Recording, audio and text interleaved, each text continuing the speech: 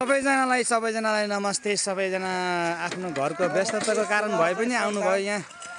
यो सुनसरी पारीको प्रभाव भन्दा पनि आफ्नो बाटोघाटो चाहिँ होइन, यो चाहिँ जनप्रतिनिधिको चाहिँ आश नगरिकन हाम्रो बाटोघाटो कुलो गल्छीहरू होइन, नालीहरू सबै आफै बनाउनु पर्छ भन्ने लक्ष्य चाहिँ लिएर हामी तपाईँ खट्दैछौँ होइन।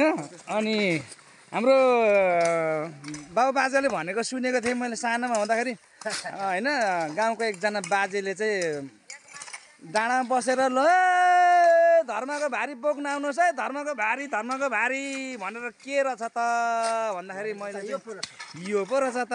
ल साथीले बुझ्नेले बुझि नै हाल्छ होइन।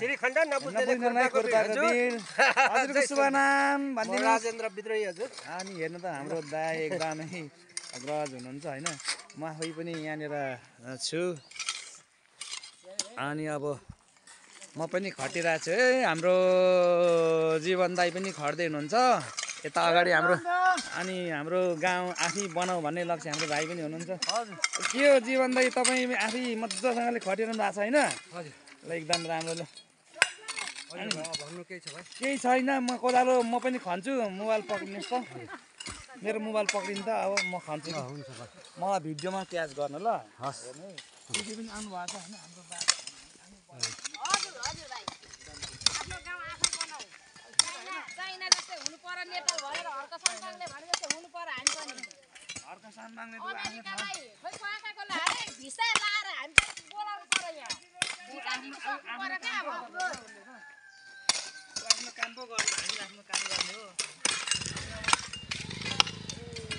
नमस्ते हजुर, नमस्ते।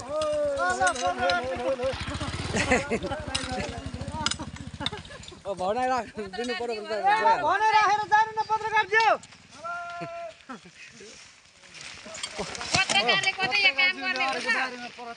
होइन, अलिकति तपाईँको उहाँको भनाइ राखिदिनु भनेर त कुदिहाल्नु भयो क्या। लु ठिकै छ, उहाँको पनि अलिकति तपाईँको ऊ होला काम विशेषले गर्दा। ल भातलाई म पालो दिन्छु।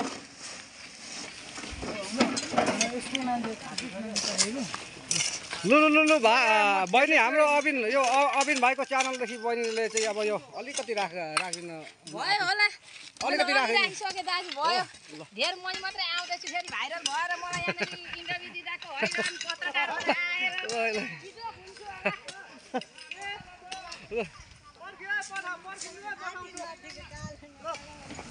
टेम्पो ल्याएर कुम्रो टेम्पो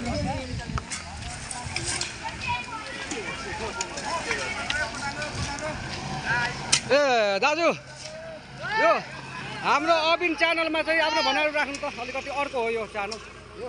हजुर, अब तपाईँको भनाइ। सबैलाई हार्दिक नमस्कार। नमस्ते, जय संविधान। जय संविधान। म राजेन्द्र विद्रोही। हजुर, विशेष यो श्रमदान अभियानका र हाम्रो चौरण्डीगढी नगरपालिकामा पनि भर्खरै एउटा हर्क साम्पाङको र हाम्रो भनौँ न हाम्रो पार्टी श्रमदान पार्टी चाहिँ स्थापना भइसकेको यो तदर्थ कार्य समिति गठन भइसकेको छ र यसले चाहिँ अहिले श्रमबाट हरेक कुराहरू चाहिँ विकास गर्न सकिन्छ। श्रम बिना कुनै पनि विकास कार्य चाहिँ असम्भव छ भन्ने एउटा ज्वलन्त उदाहरणहरू हरेक देशमा छन्। त्यसो भएको हुनाले हाम्रो नजिकको धरान उपमहानगरपालिकाका मेयर हर्क साम्पाङको एउटा चाहिँ अभियानले हामीलाई चाहिँ प्रेरणा मिलेको छ। श्रम गर्नुपर्छ भन्ने चाहिँ अभियानलाई चाहिँ हामीले आत्मसात गरेका छौँ। त्यसो भएको हुनाले हामी अहिले सम्पूर्ण युवाहरू एकदम एकट्ठा रूपमा एकत्रित भएर स्वस्फूर्त रूपमा यो कार्यक्रमलाई चाहिँ सफल बनाउनको लागि आउनुभएको छ र सबैलाई चाहिँ नि श्रमदान अभियानमा जुट्नको लागि म सबै आदरणीय व्यक्तित्व आदरणीय आमा बुवा दाजुभाइ दिदीबहिनीहरूलाई चाहिँ नि म हार्दिक आह्वान गर्दछु र यो श्रमदान अभियानमा जोडिनको लागि पनि म यहाँहरूलाई आह्वान तथा अनुरोध गर्न चाहन्छु। धन्यवाद दाजु। दाजुले जुन भन्नुभयो तपाईँको सम्पूर्णलाई चाहिँ तपाईँको आह्वान गरिसक्नुभयो यो देश विकासको लागि र यो एक खालको जनताको जुन थोरा बहु तपाईँको सडकमा तपाईँको समस्या हुन्छ खाल्दाखुल्ली त्यसलाई चाहिँ तपाईँको सर्वानुद्वारा चाहिँ तपाईँको अगाडि तपाईँको अलिकति चाहिँ तपाईँको हामीले यो देशको लागि नै एउटा समाजको लागि सहजको लागि चाहिँ तपाईँको यसलाई गर्न सक्छौँ सर्वानुद्वारा भन्ने चाहिँ तपाईँको सबैले चाहिँ तपाईँको हुने गरी उहाँले चाहिँ जुन अपिल गर्नुभएको छ राजेन्द्र विद्रोही दाइले यसमा तपाईँ हामीले सबैले तपाईँको साथ सहयोग दिनेछौँ र चाहिँ गर्नेछौँ र चाहिँ आफ्नो टोल बस्ती र चाहिँ गाउँदेखि चाहिँ तपाईँको हामी जुट्नेछौँ खट्नेछौँ के कति सकिन्छ त्यति अब हामीले चाहिँ तपाईँको यो चिजलाई चाहिँ ग्रहण गर्दै हामी थोरै भए पनि तपाईँको देशको विकासमा टेवा चाहिँ तपाईँको पुर्याउनेछौँ भन्दै अब यहाँ चाहिँ तपाईँको हाम्रो अबिन भाइले एक खालको चाहिँ तपाईँको अनुरोध गरिराख्नु भएको छ उतै चाहिँ तपाईँको म यता चाहिँ तपाईँको गएँ र साथीहरू अब यसरी नै चाहिँ तपाईँको सर्वदान भइरहेछ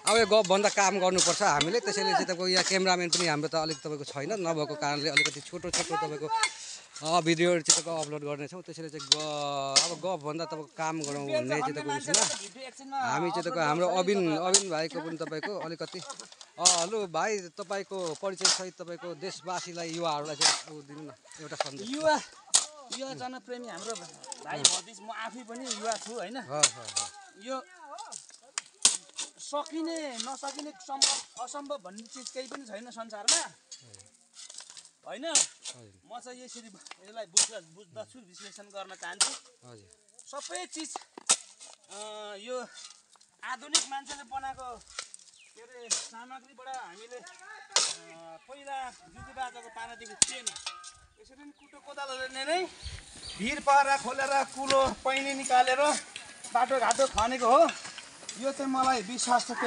यो सत्यता पनि हो आधुनिक जमानाको चाहिँ सरसामानहरू भन्दा पनि कृषि विस्तारहरू कहिले आउने जनप्रतिनिधिको कहिले ल्याउने होइन हरेक कुरा चाहिँ पर्छ हामीले चाहिँ आफै बरु ढिलो होस् मजाले गर्न सकिन्छ क्या जय सर्वदान जय अर्को साम्पाङ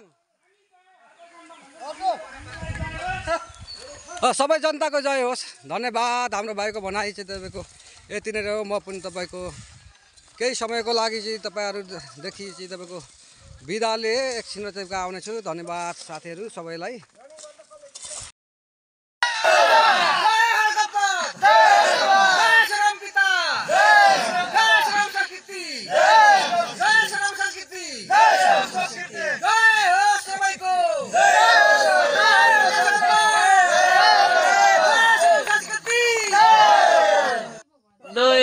खेत रुखो हुनु हुँदैन भने जस्तै हामीले बाटो पनि आफै नबनाइकन हुँदैन होइन यो कुराहरू सबैलाई थाहा छ कहाँबाट भिडियोलाई हेर्दै हुनुहुन्छ म थुलुङ भ्लगमा चाहिँ तपाईँहरूलाई यो भिडियो अपलोड गर्नेछु भन्दै यो भिडियो चाहिँ कहाँबाट हेरिदिनु सबैजनाले यो चाहिँ पुऱ्याइदिनु होला होइन एकले अर्कोलाई गरेर सब्सक्राइब गरेर लाइक गरेर सेयर गरेर पुऱ्याइदिनु होला ताकि यसले चाहिँ ज्वलन्त उदाहरण मिलोस् सबैजनालाई भन्दै आजको भिडियोबाट सबैजनालाई by by tata bye by